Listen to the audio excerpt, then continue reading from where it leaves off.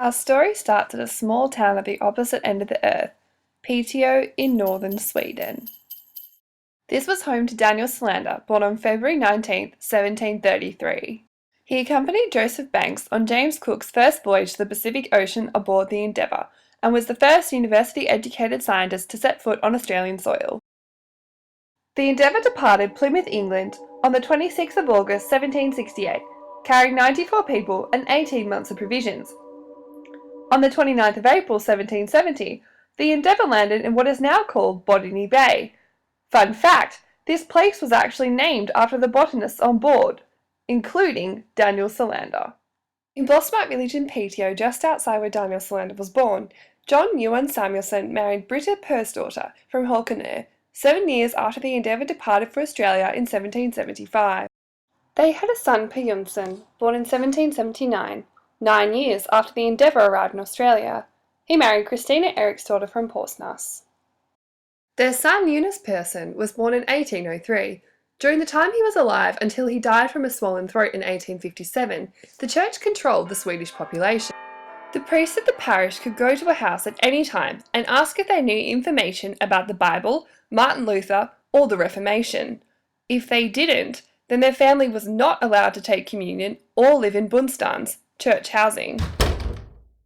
There were also regulations implemented in Australia between the Indigenous populations and colonialists at this time, particularly as the British government began to regulate and codify convict punishment.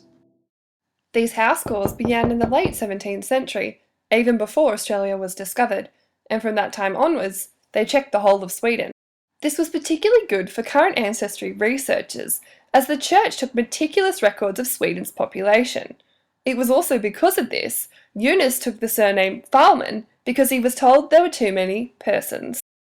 Jonas Persson Farman remarried to his second wife, Elizabeth Magdalena Olofsdotter, like the snowman from Frozen. She was from Rosvik.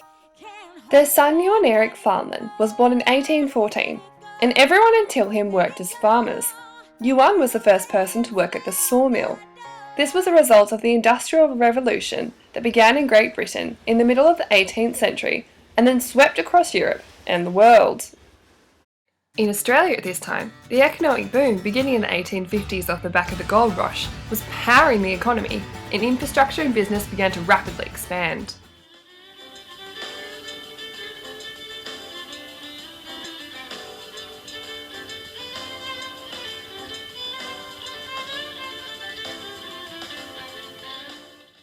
As well as having a foster child, Johan and Maria Matilda Larsdotter had 7 other children. Their 5th child, Albin Farman, was born in 1888. He married Gerda Magdalena from Storfors, and he worked in the sawmill with his father until Johan passed away in 1908, 7 years after Australia became a federated nation. Albin and Gerda had 3 children. The first, Sven Göran Farman, was born in 1919, a year after the First World War ended. Australia had sided with the British Empire, and from that point onward was escalated onto a world platform. Göran went to school in Luleå.